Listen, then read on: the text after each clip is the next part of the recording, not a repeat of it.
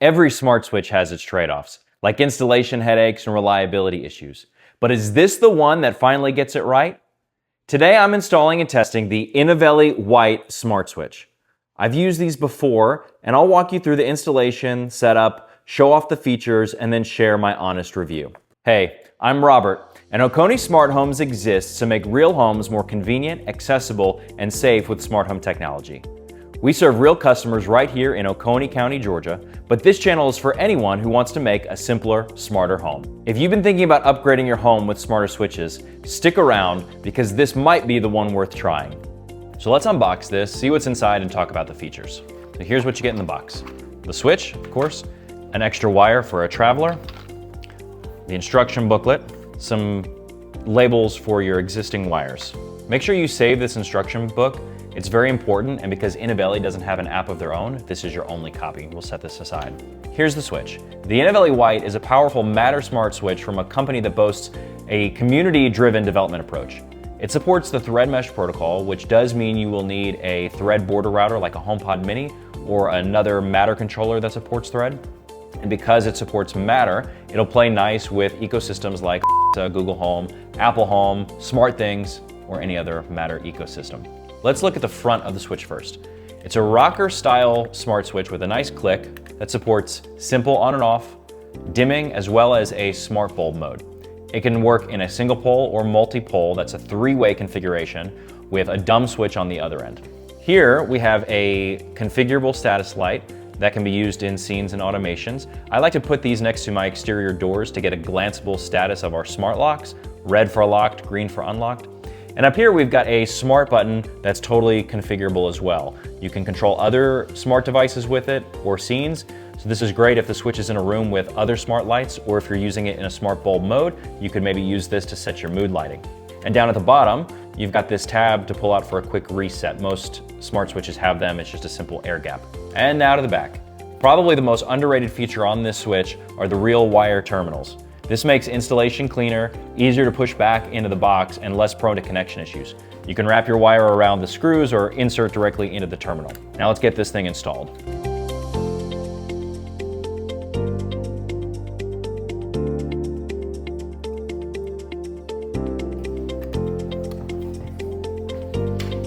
Now that the switch is installed, I'm going to show you how to change the modes and settings using the buttons on the switch according to the installation guide. I will take some time later to walk you through this in Home Assistant where I can show you everything in a nice interface, but it's important for you to know how to do this, and it can be a little bit tricky, so let me show you.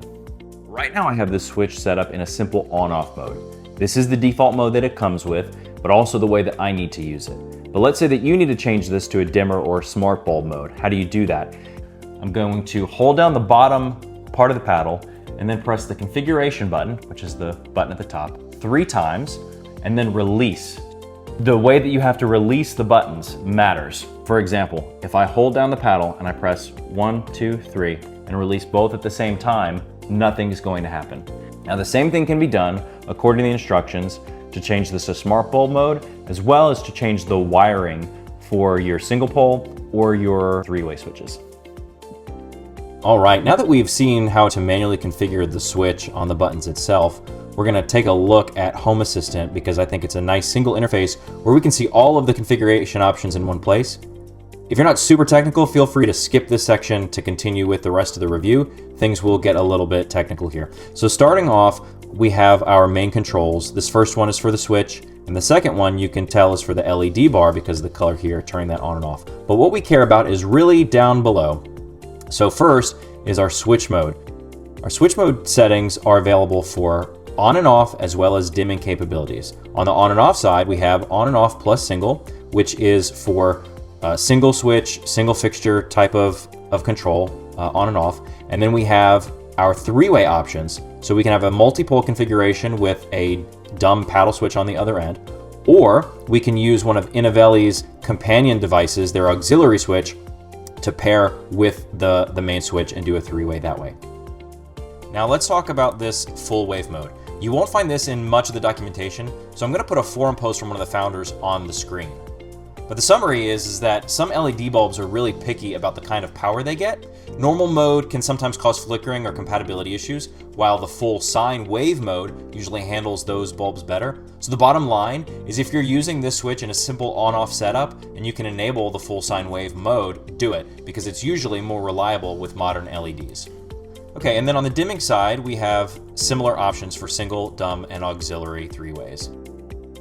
And now our smart bulb mode. If you're using this switch paired with smart bulbs in your fixture, you'll want to turn this on. What this does is keeps the power running to the switch so that no one can come and turn it off, and you can control your bulbs with your voice, automations, etc.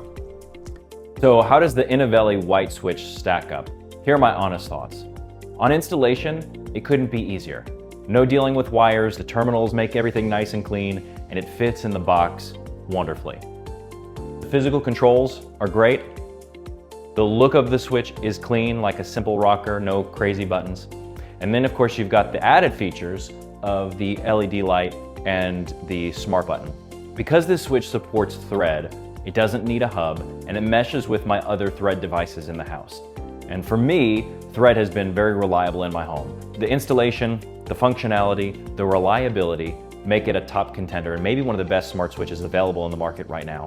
It's right up there with Lutron Caseta in terms of reliability and my comfortability recommending it or installing it in a customer's home.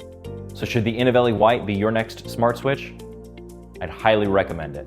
When people talk about smart switches, they often don't talk about the electrical requirements, such as wiring and lighting compatibility. In the description below, you'll find a link to our smart switch sheet with all of the switches that we've tested and used over the years and all of the details that might help you make your decision. So before you go, why don't you leave us a comment letting us know your favorite feature of this switch, maybe how you'll use it in your home. See you next time.